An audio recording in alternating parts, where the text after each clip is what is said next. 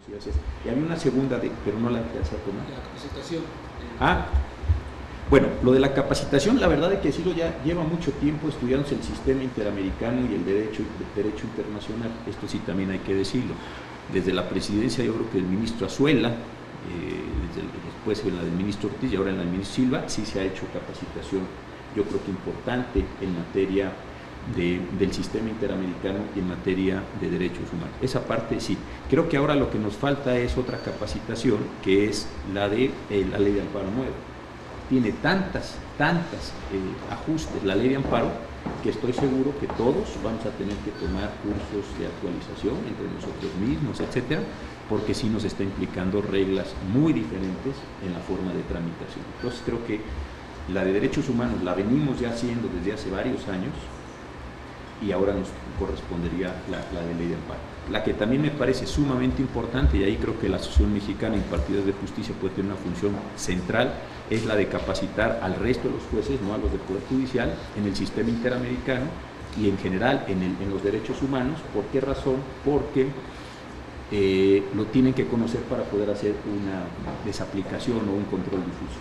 Creo que ahí también se nos abre una necesidad de ir a capacitar a todos estos órganos jurisdiccionales.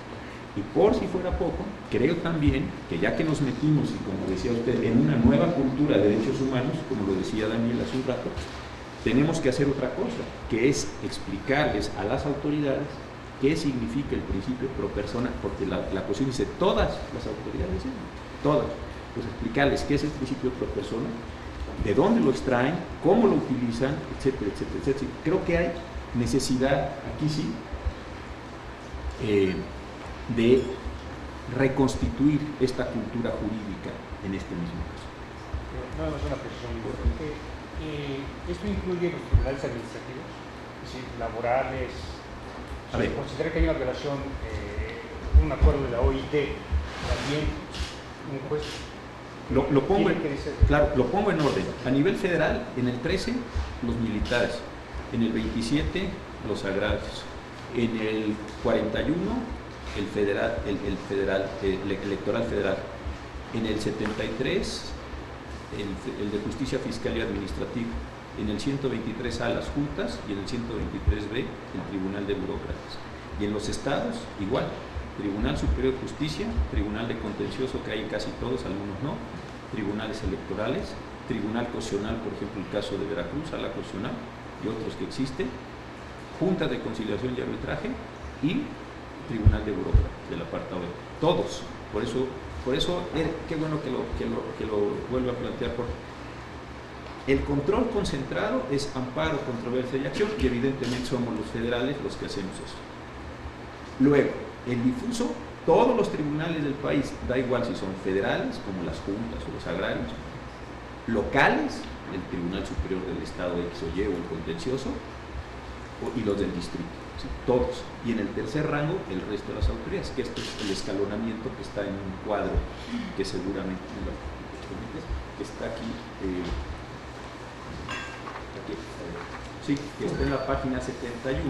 Ahí tienen ustedes un cuadro que es la manera en la que tratamos de representar lo más gráficamente posible esta condición de los controles. Ese es, yo creo que la síntesis en esta parte, no en la parte de los militares, en esta parte está en la página 71. Pero gracias. Bueno, tengo un par de posiciones. Si me puede especificar si el delito de desaparición forzada es prescriptible, tengo entendido que había una, pues propiamente no es una reserva, pero sí una especificación en cuanto al delito de desaparición forzada. Me parece que había un plazo de 2 años, no sé si esto esté vigente. Y si también nos puede, retomando un poco las otras preguntas de mis compañeros, si este criterio es opcional o es obligatorio para para todas las autoridades del Poder Judicial, y si cree usted que con la sentencia de la Corte Mexicana sobre el caso Radilla es una buena noticia, es algo que deben celebrar todas aquellas voces, asociaciones de la sociedad civil que justamente pues están pidiendo pues acotar el fuero militar. Sí, cómo no. El tema de la desaparición forzada, yo creo que aquí lo que interesa destacar es que en términos de la sentencia es, insisto, delito continuado. Esto quiere decir que el delito, como dicen los penalistas, se sigue perpetrando, se sigue realizando en la medida en que la persona siga desaparecida.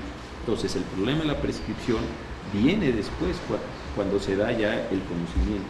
Pero lo más importante yo creo que es decir, y aquí es por lo que pasa un caso de los años 70, con la situación de la guerrilla, Lucio Cabañas, etcétera, porque hasta ahora, porque la persona sigue desaparecida. Esa es la explicación general.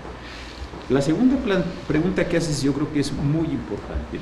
¿Están obligadas las autoridades a realizar el control concentrado? Pues sí, es bastante fácil para nosotros hacer un control concentrado en controversia, amparo o acción, por la sencilla razón que esa es la litis. Entonces no hay un mayor problema. Ahora, se nos está diciendo, cuando resuelvas usa tratados y usa constitución. Entonces esas son nuestras disposiciones. La segunda es más interesante, es los órganos jurisdiccionales, los que hacen control difuso, los que acabamos de señalar con Jorge, ¿están obligados? Mi impresión es que sí. Si encuentran que al momento de resolver se da hay una disposición de carácter inconstitucional, a mi parecer sí tienen que hacer este control. Piensen cómo puede ser el caso. Son ustedes jueces de primera instancia, están en un asunto civil, familiar, mercantil, da igual, y ustedes vienen razonando en su sentencia. Estos son la demanda, la contestación, la litis, las pruebas, y vienen en esto y van a darle solución al problema. Por ejemplo, imaginemos un tema de patria potestad. Y ustedes ven y dicen, bueno, esta disposición que asigna la patria potestad es inconstitucional porque yo creo que es contraria al artículo primero porque es discriminatorio. Imaginemos que ese fuera el ejemplo. ¿Qué sucede en ese caso? Porque esto yo creo que es muy importante decirlo. En ese caso, ustedes hacen una ficción como si no existiera esa disposición, como si no existiera, y resuelven el caso con el resto de los elementos normativos que puedan resolver. Hay que recordar que en este país todos los asuntos diferentes al penal, civiles, mercantiles, laborales, etcétera, hay que resolver conforme a la letra de la ley, su interpretación o los principios generales del derecho, pero no se puede dejar de resolver. Entonces, decir, pero tengo que resolver, bueno, entonces de los principios generales, etcétera, tienen que hacer una recomposición de ese mundo y decir, y mi respuesta es esta. Ese es el efecto que se da, y yo entonces sí creo que están obligados los jueces a hacer. Sin embargo, creo que en estos primeros tiempos en los que se está desarrollando el sistema, es muy importante que las partes le propongan a los jueces ahora sí que sus inconstitucionalidades o sus desaplicaciones. ¿Por qué? Porque estamos echando a andar un sistema y hay un cambio cultural muy importante que es necesario acelerar. Y la tercera, yo creo, pregunta, en términos de las voces, yo creo que no solo para los que están en una condición que busca restringir las acciones de las Fuerzas Armadas, sino en general, yo creo que esta sentencia es una muy buena noticia. A ver, yo como veo el sistema, veo primero una reforma en materia de amparo, luego una reforma en materia de derechos humanos. ¿Qué es lo que articula las dos soluciones? Yo creo que la sentencia radica. Yo creo que lo que le da una unidad, inclusive conceptual, cultural, etcétera, que nos dice que hay una cosa nueva, ¿sí?, es precisamente la sentencia radial. Entonces creo que esa es su importancia y sí se potencia enormemente la protección de derechos humanos. Víctor. Sí, nada más entiendo que los criterios derivados de Radilla inusuales no son jurisprudencia, sino que tienen una tesis de que establece el control concentrado en la justicia federal. Nada más quisiera saber si ya el ministro ha planteado la solicitud de modificar esta jurisprudencia. Sí. Y cuando se pueda resolver, y además, mientras no haya una jurisprudencia de la Corte que establece ese control difuso, ¿cuál sería la obligación? ¿De dónde derivaría la obligación legal de justificar esos controles administrativos para ejercerlo con independencia de que pueda haber una obligación moral por existir una mayoría del Tengo entendido que al día siguiente que se resolvió el caso Radilla, el ministro Silva Mesa, como presidente de la Corte, solicitó la modificación de esa jurisprudencia, que como recordarán algunos de ustedes, se determinó al resolver o al plantearse, porque no se resolvió, una contradicción de tesis con el Tribunal Electoral hace ya algunos años. Entonces esa es la primera cuestión.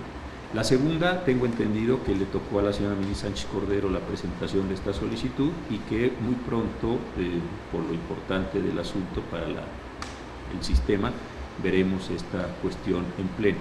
Y en tercer lugar, es verdad lo que dice Víctor Fuentes en el sentido de que no hay una jurisprudencia que sea obligatoria. Pero, y aquí aprovecho para decir algo del control difuso, que es esto.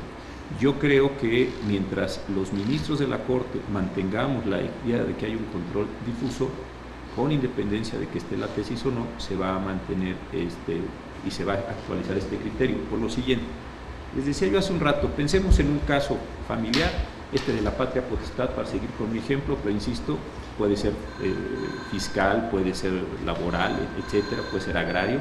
¿Cuál es la situación?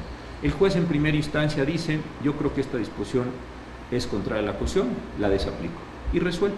Sube en apelación a su segunda instancia si es que la tiene, la laboral ya sabemos que no, pero sube a su segunda instancia o ahí queda una sentencia. Contra esa sentencia va a venir un amparo, y en el amparo, ¿qué se va a discutir? Si la interpretación que se hizo de esa norma constitucional o de ese tratado internacional es o no es correcta por parte de este órgano. Esto, en términos del acuerdo 5 que tenemos, que nos determina las competencias, va a hacer que suba a la Corte el asunto. Entonces va a subir a la Corte y la pregunta va a ser, ¿el artículo tanto del Código Civil o el Código Penal del Estado tal es efectivamente contrario al artículo 1 o al artículo 10 o al que sea de la Constitución o al artículo tal del Tratado Internacional tal? La Corte dirá sí o no. Para poder tomar esa decisión, la Corte tiene que hacer una interpretación constitucional o del tratado, y ahí es donde se nos va a generar la condición de competencia. Entonces, es verdad lo que dice Víctor, sería muy deseable que hubiera la jurisprudencia, la modificación, desde luego, para que se diga, no estemos en esta situación un poco paradójica, donde por un lado tenemos una resolución que dice que hay control difuso y por otro lado una jurisprudencia obligatoria que solo dice que es concentrado.